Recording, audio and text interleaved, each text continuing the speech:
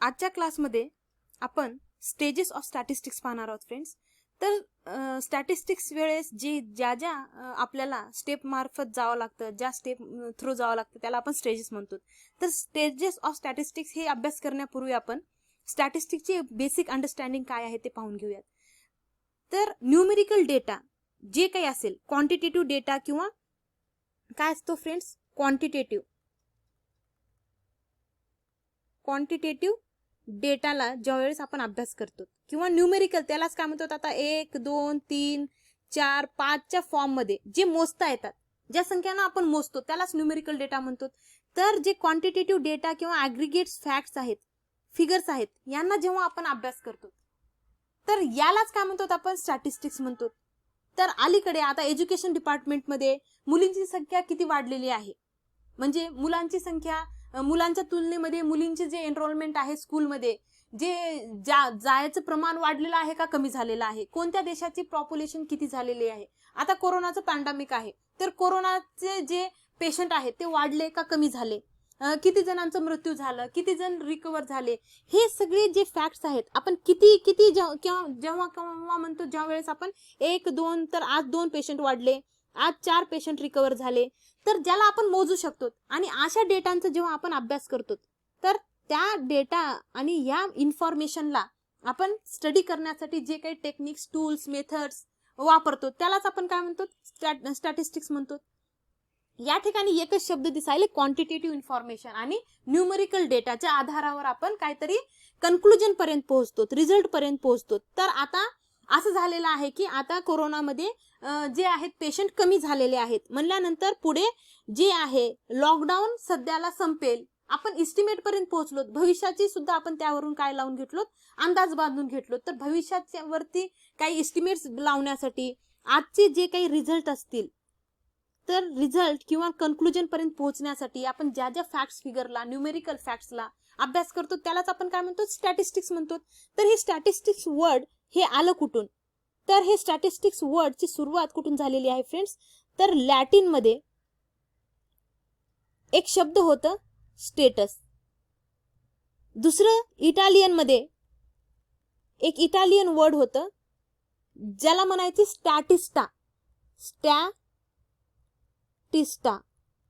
आणि एक German word होतं. तर युजली एक शब्द असेल तर लॅटिन मधून येईल किंवा जर्मन मधून येईल, पण जे स्टॅटिस्टिक्स आहे तर त्या वेळेमध्ये, पूर्वीच्या काळामध्ये स्टॅटिस्टिक,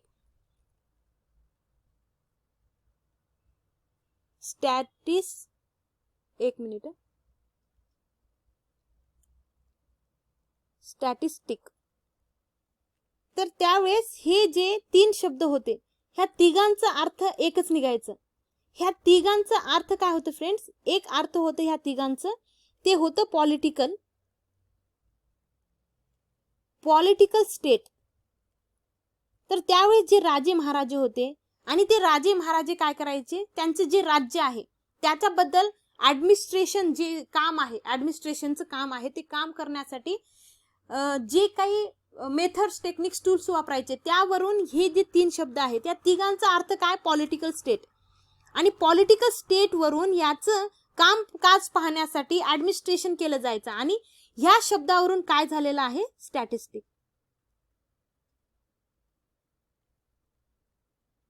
तर स्टॅटिस्टिक्स जे शब्द आहे हे लॅटिन, इटालियन आणि जर्मन या तिन्ही शब्दाचं एक अर्थ होतं पॉलिटिकल स्टेट, या शब्दावरून आलेला आहे. आणि त्यावेळेस जे आर्मीची भरती आहे, आता त्या स्टेटशी जुडलेला, आता एक राज्य आहे, एक राजा असेल आणि त्याचं एक राज्य असेल, त्या राज्यामध्ये कोणते भरती आहेत, आता आर्मी जे रिक्रुटमेंट आहे ते करायची का नाही, त्या ठिकाणी सॅलरी, त्या सॅलरीबद्दल, त्यांच्या जे काही आपली जागा आहे, आपलं स्टेट आहे, त्या स्टेटचं जे काही एरिया आहे ते एरिया मोजण्यासाठी, किंवा लँडची माहिती ठेवण्यासाठी, हे सगळ्या गोष्टींसाठी जे काही इन्फॉर्मेशन्स गोळा करायला लागले, त्याच्यावर अभ्यास करायला लागले, आणि ऍडमिनिस्ट्रेशनसाठी जे काही फॅक्ट्स, फिगर्सच्या आधारे स्टडी करायला लागले, त्यालाच आपण नंतर काय म्हणायला लागले, स्टॅटिस्टिक्स. तर त्या ठिकाणच्या पॉलिटिकल स्टेट पासून ऍडमिनिस्ट्रेशन, आणि ऍडमिनिस्ट्रेशन पासून स्टॅटिस्टिक्स हे शब्द आलेला आहे फ्रेंड्स. तर तुम्हाला हे माहिती असायला पाहिजे. तर स्टेटस, स्टॅटिस्टा आणि स्टॅटिस्टिक्स. तर अलीकडे आपण भारताची GDP मोजतो, GNP मोजतो. आता GDP आहे, GNP आहे, हे मोजतो. तर हे कसं मोजलं जातं? तर हे मोजायचं काम आता सेंट्रल स्टॅटिस्टिक ऑर्गनायझेशन, तर याचं एक संस्थाच आहे. त्या ठिकाणी जे काही न्यूमेरिकल क्वांटिटेटिव्ह डेटा आहे त्या डेटाला गोळा केलं जातं.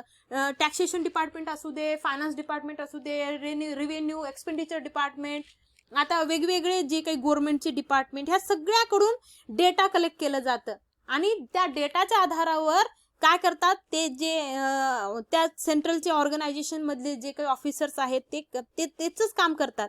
म्हणजे त्याच डेटाला स्टडी करतात, अनालाइज करतात आणि नंतर फिगर दाखवतात की अशा पद्धतीनं GDP वाढली, GDP कमी झाली, अशा पद्धतीनं. तर हे फक्त हे फिगर पर्यंत आपल्याला, आपण जेव्हा हे फिगर पाहतो तर आपल्याला समजून जातं की या ठिकाणी 2018 आहे तर कमी झाली, या ठिकाणी आता 2020 आहे तर वाढली. तर आपल्याला हे डायग्राम पर्यंत सोप्या सरळ प्रेझेंटेशन मध्ये ते आणतात, म्हणजे प्रेझेंट करतात.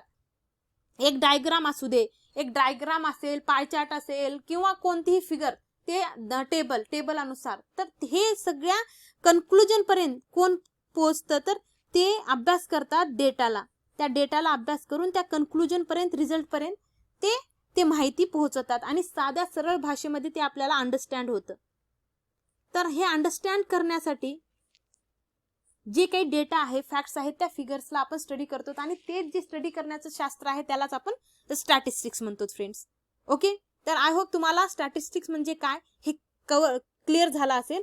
तर हे 5 स्टेजेस जे आहेत, हे 5 स्टेजेस ऑफ स्टॅटिस्टिक्स काय आहेत ते पाहून घेऊयात. तर सगळ्यात अगोदर कलेक्शन ऑफ डेटा.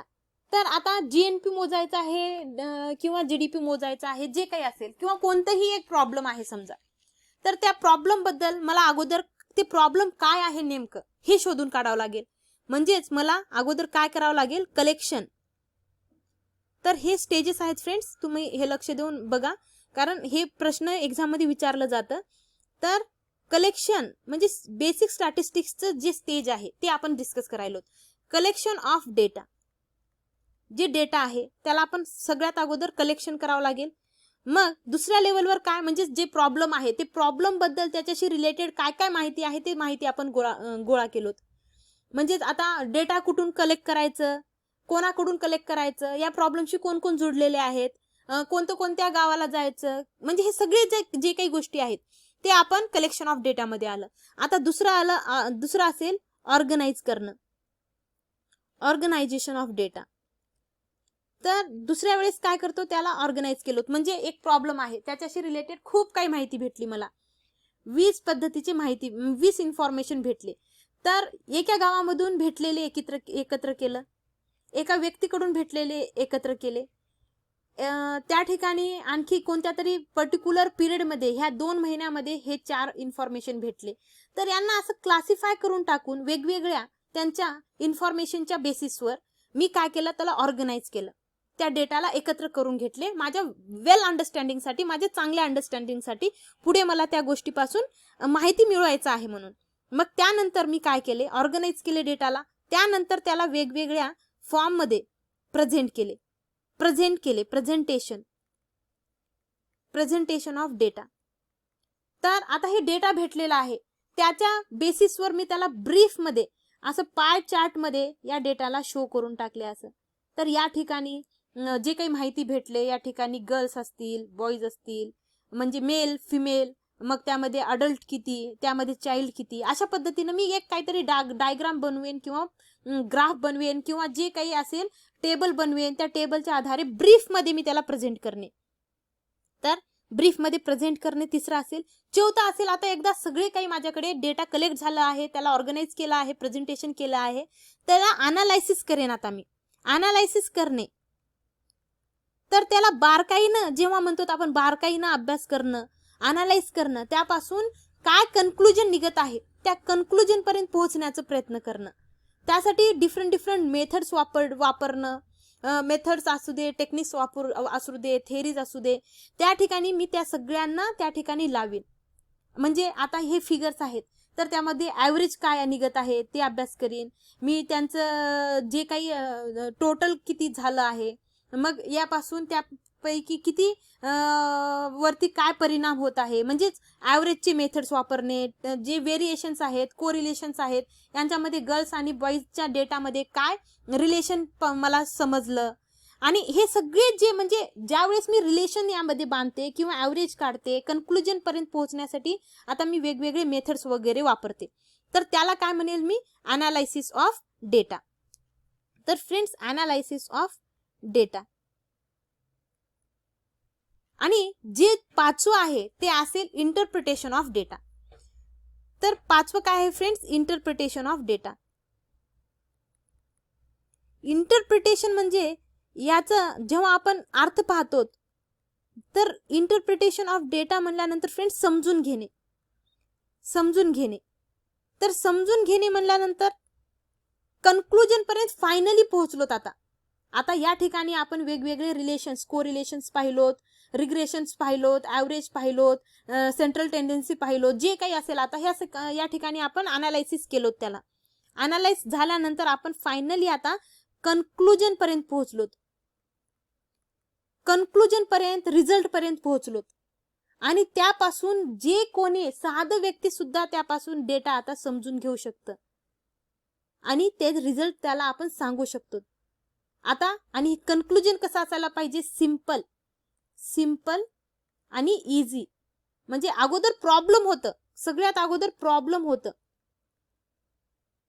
आणि त्या प्रॉब्लेमचं सोल्युशन किंवा त्या प्रॉब्लेमशी रिलेटेड जे काही इन्फॉर्मेशन डेटा आहे ते कलेक्ट करून सिंपल आणि इझी वे मध्ये एक्सप्रेस केलेलं पाहिजे.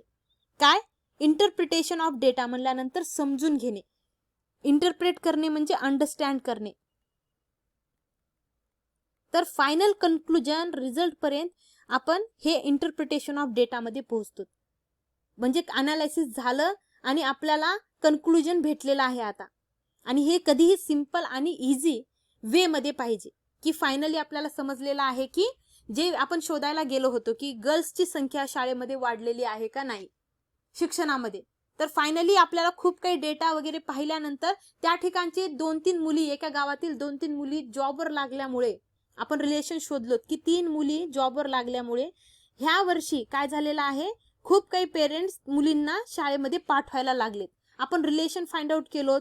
मग ॲव्हरेज संख्या, तर प्रत्येक एका गावातून 4 जणींची संख्या एक्स्ट्रा वाढलेली आहे, असं ॲव्हरेज वगैरे काढलोत आणि फायनली या कन्क्लुजन पर्यंत पोहोचलोत की मुलींची संख्या शाळेमध्ये जाण्याची वाढलेली आहे. आणि हे ग्राफ जे आहे ह्याच्यामध्ये गर्ल चाइल्ड जे आहे त्याचं एनरोलमेंट काय आहे, हाय आहे, इन्क्रीजिंग लेवलवर आहे म्हणून आपल्याला समजत आहे. तर अशा पद्धतीनं हे जे 5 आहेत ते स्टेजेस आहेत फ्रेंड.